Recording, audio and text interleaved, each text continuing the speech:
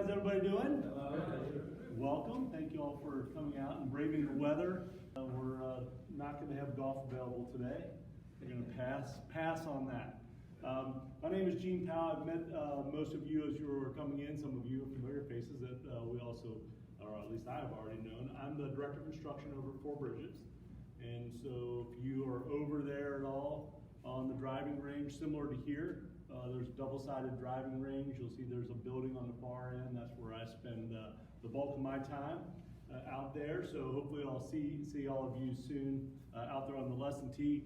I want to give you a little bit of a background on me so that you know who I am. My name is Gene Powell. I'm a PGA Master Professional. I've been very fortunate to be around a lot of great instructors throughout my life and to be able to learn from them. I worked for the PGA of America for about 10 years down in Florida and worked for a gentleman named Rick Martino. And Rick Martino was the Director of Instruction at Oakmont prior to coming down to be the Director of Instruction for the PGA of America. And the reason I bring him up is because it dovetails nicely into what we're going to talk a little bit about today with the swing trainer. So Rick was very well known for, he taught a number of tour players, but also known for having a good understanding of the biomechanics and the physical side of what the body needs to be able to do in the golf swing to be able to actually perform optimally. He actually partnered, when he was at Oakmont, partnered with the University of Pittsburgh Medical Center, and they built a golf research lab. And much of the information that you all at some point probably ran through in Golf Magazine and Golf Digest came out of that golf research laboratory where they had the access of the hospital, the medical staff, the fitness trainers, and then also then golf professionals to be able to really do a lot of work that at that time was really, now we see it a lot, but this was back in the 90s. When this was going on, and so he was at the forefront of that part of the golf industry. So for me to be able to work under him for 10 years was significant in my career to help me understand what we are going to actually talk a little bit about today as far as the movement of the body and what we need to do. The good news is we do not have to be bodybuilders to play golf. However, there are some movement things that are going to be really important to be able to help us to make it easier. Well, easier may be a strong word. Maybe simpler in order to be able to perform a little bit better on the golf course. All right, so to go over a little bit of what the calendar will look like. This first class here, we're obviously introducing the trainer, getting to meet you to meet us and us to meet you a little more. And then we'll go through, and the first 6 weeks I'll be going through mostly full swing topics. So we'll move in next week with some of the pre-swing fundamentals. The following week we'll do in-swing fundamentals. So then going into week 4, we'll continue with in-swing fundamentals because there's a lot to unpack in the golf swing, obviously. And then add driver in specifically. Then we're going to talk about distance wedges, which are what I call distance wedges, are basically those shots that are not full swing shots, but they're not greenside shots. So it's like, okay, we can't make a full swing because the ball's going to go too far, but we're not right off the green where we're hitting a chip or a pitch shot. And then week 6, we'll finish up my portion with course management and things that we can do on the golf course to help our score that are not specific to golf swing mechanics. And then Brian will take over for the last 6. We're really the next 5 sessions where he'll work on short game with you, and then the final week is top golf. Yes, okay. I wanted to make sure I didn't overstep my bounds and say something when it wasn't true. And then you're looking for top golf. Yeah, so then week 12 will be at top golf. So that's kind of a rundown of what we'll be doing through the next 12 weeks. Right, so let's talk about the big green box. All right, so for some of you who've already dove in to this, which is great, but for those who haven't, we're just going to run through a little bit what's in here and then the process that you're going to go through with this. So they have the main piece here, which is the pole. It's got a little eyelet on this end. There's a little green button here that's going to be important for you when we do some of the attachments. There are two separate little bungee bands. They're different strengths. So there's a medium and a light strength, so it says it right on this label in there. And then for mine, it's a medium. I'm assuming it's the same in all the boxes. This little clip is on there on either side, and those clips can come off of here and go onto the other band to be used for those things. Also, they have this little handle here, which you can kind of lock in and use this as to anchor it, so that then you're going to be able to pull away from it. So we'll kind of come back to that in just a second. There's two of those, and then there's also two handles that can clip onto here, so that you have a handle. And then there's two different weighted balls depending on the exercise. Here, there's a green one and a gray one. And when these go on, this is where this little green button on here comes in really important. So when you do that, that pushes one of these little knobs in. This just slides right over the top, and then it turns, and then it locks in place so that it doesn't go flying off when you swing it. And then depending on the exercises that you'll be prescribed, you'll be able to use the different ball because they're slightly weighted different. They don't feel a whole lot different when you hold them, but when you start swinging them, they are, for sure. So as far as what's in the box, I wanted you to be familiar with that. And probably the most important part of this program is the app. Because the app is going to actually ask you to go through some screens, which we're going to do a couple screens today right in here for my benefit, so that I can kind of see what some of your movements are. But they're going to have they have their specific screens, and then they build a program for you. And Carol jumped in and already did one, right? So they go through the app, they give you screens to do, and then you put the information in, and then it gives you out a workout based on you. Yes. Fair? And then you can also add additional workouts if you want to do. If you want to pick additional things that are in there, but they didn't prescribe for you. Perfect. So pretty slick. It's a really nice program. And the way I kind of describe this is, there are three different things that I use in our academy, or have historically used, and this actually kind of combines all three of them into one. Plus, you have the ability to have an actual program given to you to work on, which is pretty awesome. So, any questions on the contents of the box? Now, one of the things that this is good for, and this bar is a little bit heavier than a golf club. So when you do swings with this, my recommendation is you start off slow and you build up, and I don't know that you really need to get it all the way up to 100%. Definitely do it once you're comfortable with it and being able to swing, because if you just start to go really fast right away and you're not warm and it's heavier, that's putting additional torque on your body, and we don't like that. So that's first off. Secondly, when you are doing swings, whenever we're doing swings to do an exercise, I like to have you do them both right-handed and left-handed. And I know that may sound a little bit weird, but golf is a very one-sided sport where we put a lot of pressure on our body in one direction over and over and over again. And so what happens is we get strong in certain areas and not in other areas, and then that's part of the reason some of the injuries happen that they do. So even if you're not using the swing trainer, when you're warming up to go play, you should do some swings both righty and lefty. I think it's a really good thing to do. So for something like with this, we just set up, and then we're going to start off slow and long swings to start off. And I'm just kind of going through, making swings, and then I would reverse it and go left-handed. And it doesn't have to be pretty. Don't worry about whether that golf swing is good or not. Mine is actually okay, because I have a lot of practice at hitting balls out from under the trees, and I can't do it right-handed, so I have to hop in there left-handed to knock them out of there.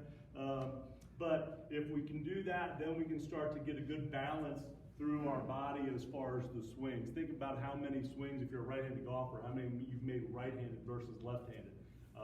I'm sure it's pretty lopsided, and so your muscles are lopsided that way as well. So I think using this as something before you start before your round of golf is great. Before you hit balls in the driving range, anything like that, just start off nice and slow, build it up a little bit, make about 15 to 20 swings each way, and that's a really good start. And then I want to give you, before we get into a specific assessment, I want to give you a little bit of an exercise. And this one, because I didn't do the assessment, I don't have the actual exercises. I would imagine that this is going to be in there, but in case it isn't, we're going to do it. So I'm going to pin this up against my biggest wall that I can find. Will is that. When we do this, you can basically, one of the things that you can do, there's a little notch. There's like it's almost like there's a ball or something in there. I'm assuming that this is what they do. This is how we do it too. We just close that right in the door. Is that what they tell you to do? Yeah, perfect. So we just close that right in the door, and then it locks right in there because then the ball's on the outside. So that way you can pull it. There's other ways to fix it to things. Just make sure whatever you're fixing it to is able to withstand the pressure before you pull it down on you.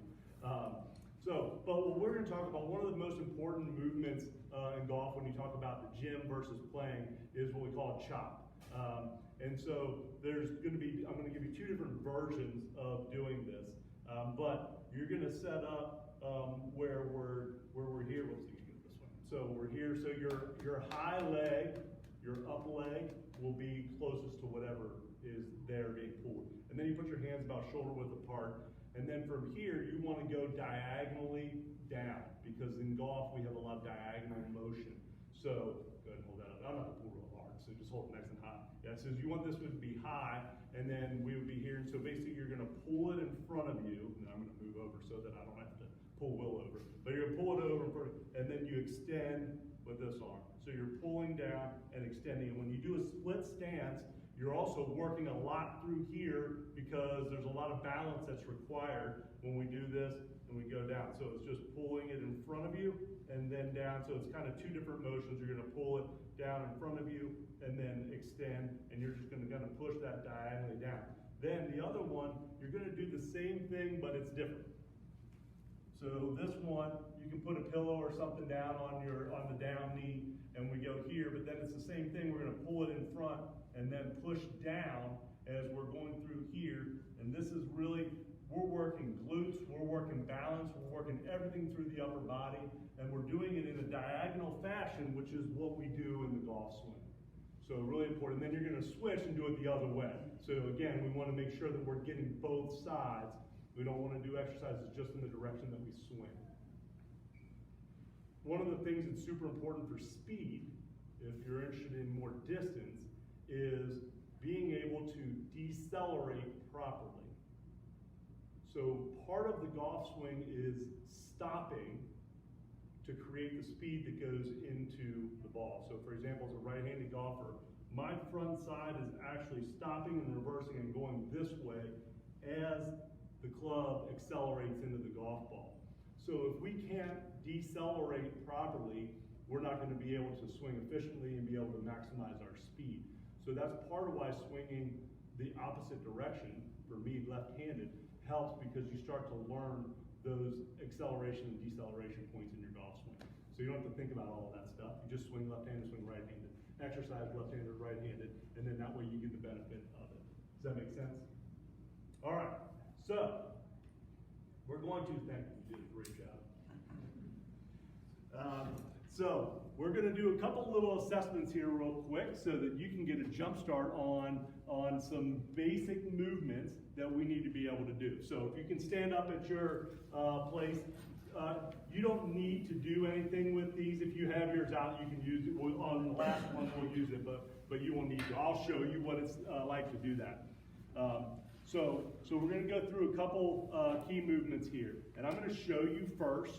And I've demonstrated these for a number of years. So when I do it, not because I am an elite athlete, but because I have done it a lot, it looks really easy. When you do it, it might not be so easy. And they're relatively simple movements, but it's about isolating specific things so that we can see. So the first one we're going to do, you're just going to get into a golf posture, but cross your arms right across your chest.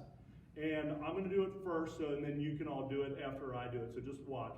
So what I'm gonna do is I'm just gonna move my upper body, and I'm just moving it like I would in a golf swing. It's not gonna be the full amount of the golf swing because I don't want any movement in the lower body. So it's just upper body moving side to side. So go ahead and just do that and try to feel that there's no lower body. That's it, good. Good. Yeah, good. Yeah, feel different? Yeah. Yeah. Good, I know, it's hard to separate them. So there's a lot of things that we're learning here. Really good. And you'll be able to do this. This is something that I want to give you some pointers on. Good, a little more rotation. Yeah, there you go, good. Yeah, you're gonna feel almost like you're back to the target, facing the target, but not full turn. Go ahead, do it again. Back and through, yeah, back. Good, back and through, back and through. Yeah, there you go. Yeah, feel that? Get different?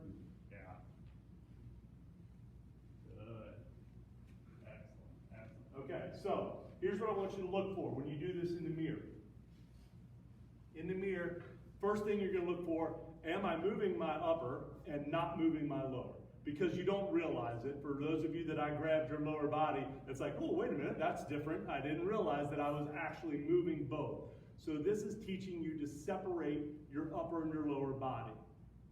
All athletic motion is going to work best when you can separate your lower and upper body. It's easy to take the golf club out of it so that we understand it, but if you see somebody throw a ball, it's lower body, upper body, and then arms. So that sequence is the same in all athletic movement, right? If I go, that probably didn't look right. Fair, right? And it was actually all the right movements, but not in the right order. And so the order is important, and so it is in the golf swing as well. And most people do not swing in the right order. Most people swing with their upper body first in the downswing, and as soon as that has happened, the club is out of position, and now you have about 1/10 of a second to figure out how to fix it. And then we wonder why we're inconsistent, right? So, but that's what happens. So that sequencing is really important. So just being able to separate lower and upper body is really important. Now, I gave you the easiest one first, just to tiptoe you into the water.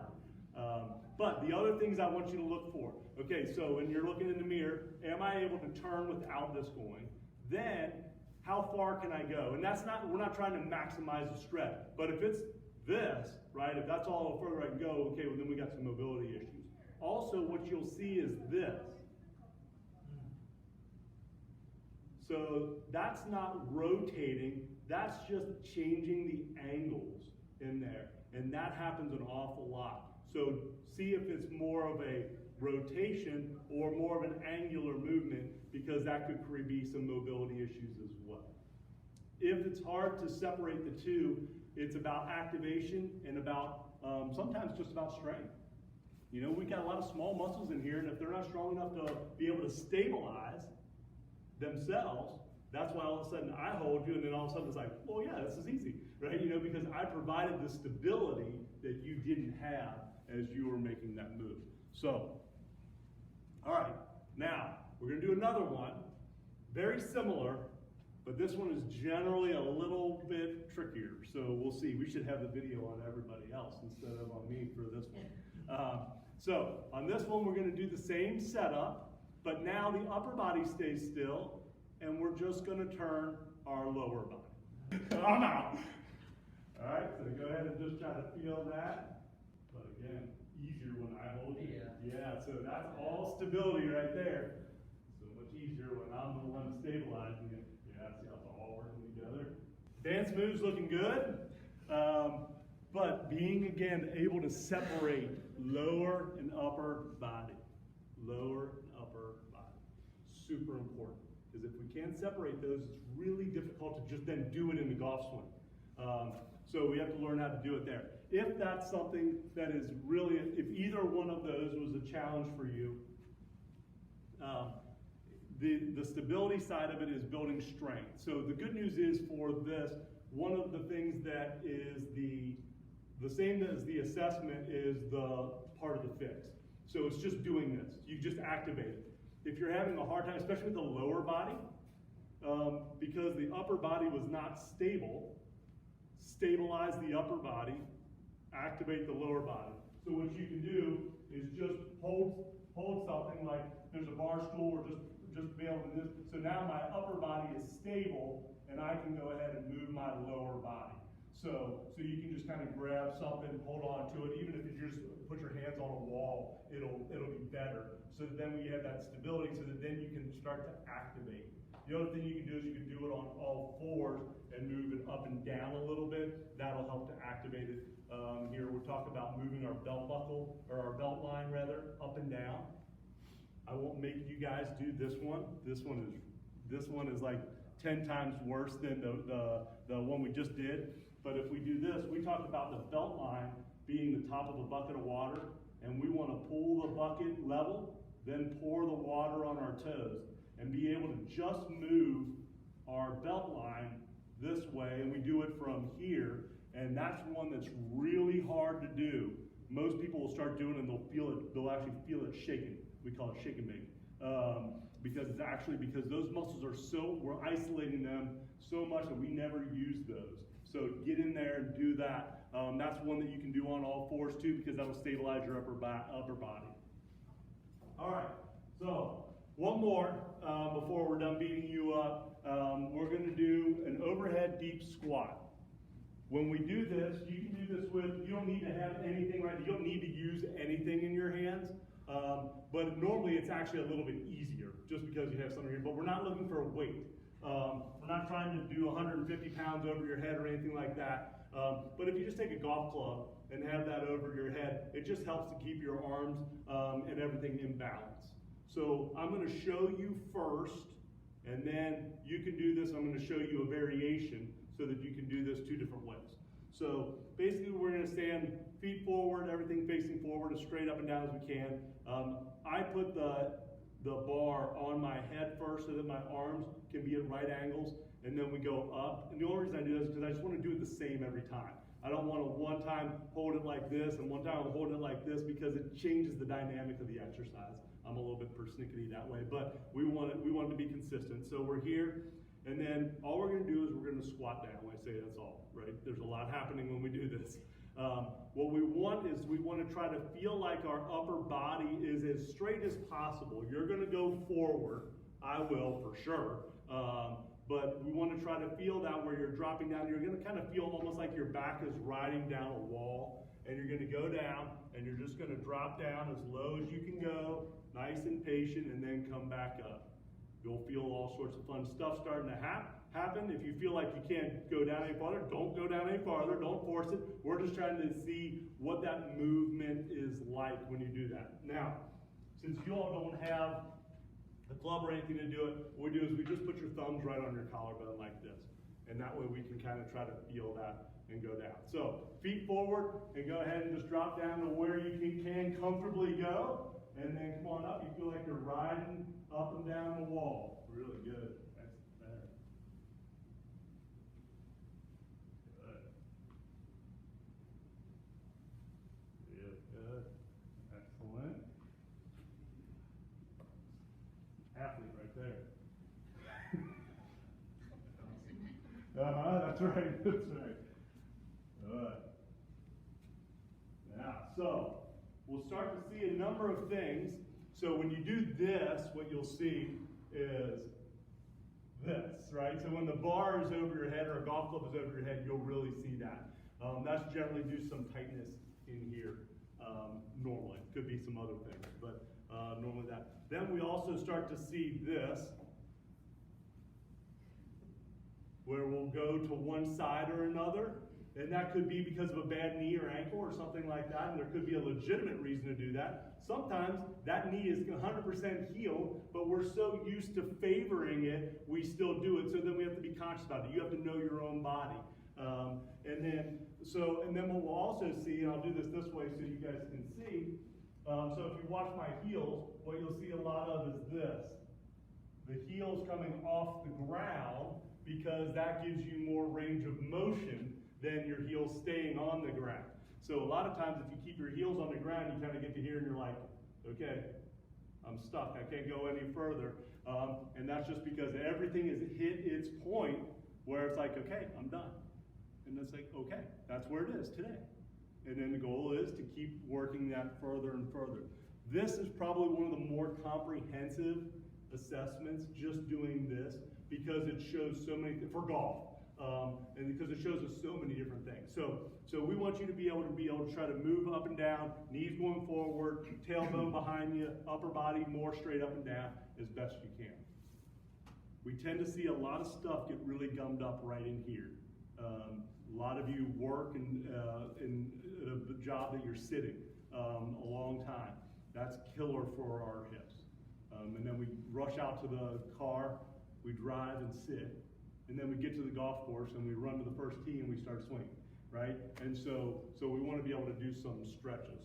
So we do stretches. I won't do them right here, but I use a chair. But I just want to show you what I would do. I'm not going to put my feet up on there, but we just go like this, and then I'm going to put my knee right in here, and then that way my foot is here, and then I'm just going to push my hips forward, and you'll feel that stretch there.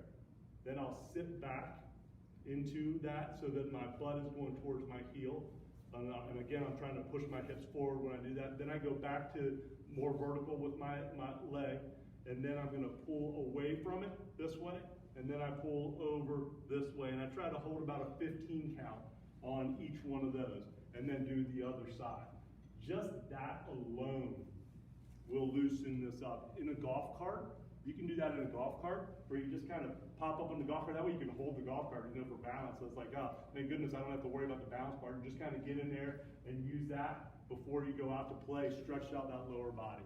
If you do nothing else before your round of golf, try to do something to stretch out a little bit through your hips, through your lower body, through your legs, and then shoulders. Get your shoulders going, and then loosen up your back. If you do those three, those are a big, big help. Okay, you can actually have a seat and sit down for just a second. All right, so we went through and talked about some assessments that we can do, and we can go through. So when we go through, so the Titleist Performance Institute has certification program that I've gone through. So when we do a full screening, we actually do those screens that we just did, but we actually do, there's 16 total screens that we're looking at to check to see how your body moves or doesn't move, where the function is and where the dysfunction is, because it's important to know. And if it's dysfunctional, there's two things that I have to address. One is let you know so that you can then choose, if you choose to go see somebody to make that functional. That's not my job. I am not a trainer. I am not a physical therapist. I'm not a doctor. So all I can do is recognize that this is something that is going to affect your golf swing. So the majority of the time, the second thing is for me to find a workaround. Because a lot of people say, thank you very much, but this is what it is, and so we're going to play golf. I'm like, okay, so let's play golf, and that's fine, because there's always a workaround, right? It may not be as efficient, but that's okay. We're also not trying to go play on tour. We're trying to go play golf, enjoy it, and hopefully lower our score a little bit each time we keep playing. So then we find the workaround, but that's a choice that ultimately you have to make. But I want to know what it is so that I'm not asking you to keep doing something that your body physically cannot do. All that leads to is frustration on your part. I'm working really hard, but I'm not getting any better, And then also you're like, Gene, I'm sick and tired of you telling me to do this, right? It doesn't help. So we have to find some other way to get there, which is fine. We do it every day. I don't have one golfer that is optimal. I haven't found them yet. We all have something going on. We have some that are more of our members that are restricted in some way. But I have a ton of junior golfers that are hypermobile, and it's a problem. Like, okay, we want to just stop around here, and they're like, okay. And they can't even stop. They don't have the strength to stop, but they have the mobility to keep going. So there's problems both ways. So we just have to kind of look at that and see where you are. All right, so when you go into the box here, there's a little QR code where you can scan it. When you scan it, that's where it's gonna pull up, and it'll tell you the assessment to go through and give you the information that you need to then create a more customized program for you. So that'll be, that's inside the box when you open it. All right, a lot of information thrown at you in a short window, and we haven't even touched the golf club or started to move it yet, which we will next week. Going forward, for the next couple of weeks, bring a golf club, but you don't need to bring your whole set. What we're doing is it's not important which club it is. I would just grab a middle iron, something like a 7 or an 8 iron, because it's not the shortest, it's not the longest, it's just something right in the middle. But really anything is fine. We'll still continue to meet. We'll be in this room, or somewhere up in here, right? And we'll do things. We're not going to be hitting golf balls during this, but we're going to be giving you all of the skills and then the activities to go work on to go do that. So we're not going to be in here hitting anything, but having a golf club will be good. All right. Question? Yes. Do we need that? So as far as bringing that, if you want to bring that with you as a warm-up, that's fine. We can do that. And or if you have any questions as you get going. It's not anything that's going to necessarily be required from our part because we're not hitting golf balls. But we are going to be doing activities and movement and all that. So if you want to loosen up with it, absolutely. It's a great tool to have with you. Yes? So we have one between the two of us. Can we each use the QR code and set up our own? That's a great question. Do we know the answer to that? I have not been in there with multiple people, so I don't know. They sent an email out with the QR code too, so I think you could probably use that one and then you sign up as an individual. Okay, so when you get So I it think lets you you should sign be up as okay. an individual. Should be okay. Got it. Perfect. Great. Or- Yeah, if not, let us know and we'll figure out, we'll either get another one or I don't know if it's all the same QR code and then you just create an account. Yeah. Good. Good? All right, what else? Any other questions that I can answer for you or anyone else? So their homework for next time, what would you suggest they need to work on? So, Just their assessment, basically? yeah, I mean, I think if you do your assessment, if you go through and do the assessment on there, I would love to hear, kind of what you learned through that. I think that would be really good. I think doing any of the stretching and the exercises are going to be good just to get your body in motion. And so, especially this time of year, because it's definitely not as easy to be active. So I think doing that, and then as we get into next week when we start talking about golf-specific positions, even in the pre-swing, the pre-swing to me is unfortunately downplayed from a standpoint of what's talked about in the media, what's talked about in golf magazines and online and all that, because it's boring. But if you pay attention to what the best players in the world do, they're all in really, really good pre-swing fundamental positions. Because the golf swing takes about 1.1 seconds from takeaway to impact. If we can get, the more things that we can get correct before we move, we're going to be way better off, because trying to fix it in that window is not a good plan.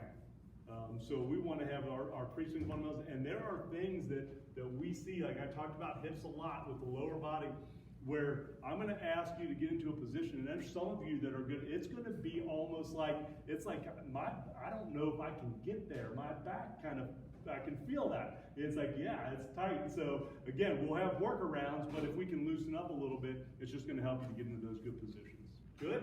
What else? Anything else? I think this is a huge aha moment, this very first session, because a lot of what you're dealing with when you go to play golf is because your body can't do it. And you need to recognize that and either, like Gene said, have a workaround or work on the issue. Yeah. Right? Yeah, I think it's so much of it's posture, oh yeah. flexibility. It's amazing what tour players can do. It's amazing. Yeah. I can remember watching 20 years ago how most of them can put their rear ends on the floor with their feet flat on the ground. Yeah. And they don't look like athletes, but it's unbelievable, just the things like that they can do. And then we try to emulate that golf swing. Yeah. If we don't Yeah. have that flexibility, and we don't know why we can't hit the ball, but we don't have the flexibility or the strength. And if you can just identify it and make a decision, am I gonna fix it? Am I gonna work around it? Yeah, and the reality of it is, I talk to my students daily about this. If we can get half of it, you're gonna be so much better. You're gonna play so much better golf. We're not trying to turn everybody into tour players, right? But if we can get half of that mobility that you didn't have, oh my gosh, it's remarkable the impact, right, that it'll have on your golf game because the mobility gets better. I mean, it's astronomical how much better it is just getting half of it. You know, we don't have to be able to, do all the things that tour players can do. We're not going to. And they have people stretching them, right? I mean, unless you have that, good for you, right? But I don't have anybody coming to my house to stretch me out. They're going through yoga, they're going through sauna, they're going through somebody else stretching them. They're doing all this, and this is like, they just started their day. That's just a normal day. I don't think we're all doing that. So like I said, if we can get half of that, we'll be all off to the races. And as Michelle was talking about, we try to do what tour players do, right? It's like, oh, look at that player. I want to be able to do that too. It's like, well, yeah, we all want to. But we have physical interference that gets in the way of that. But we also have mechanical interference. And here's the deal. When you make a golf swing, you are sending a signal from your brain to your body to make this movement. It's a habit. Doesn't matter how long you've been playing, you have habits. You created them. They are what they are. It's whether it comes from the concept of what you think you should be doing, whatever, doesn't matter. We all have habits. And there's only two ways that those habits go away. Brain disease, brain trauma. I'm not interested in either of those, right? So we don't get rid of a habit, right? I haven't ridden a bicycle in, 30 years. If you roll one in here, I hopped on it. First couple pedals might be a little bit wonky, but I'll be off to the races and I'll ride that bicycle and that's why we say it's like riding a bike. It's a habit.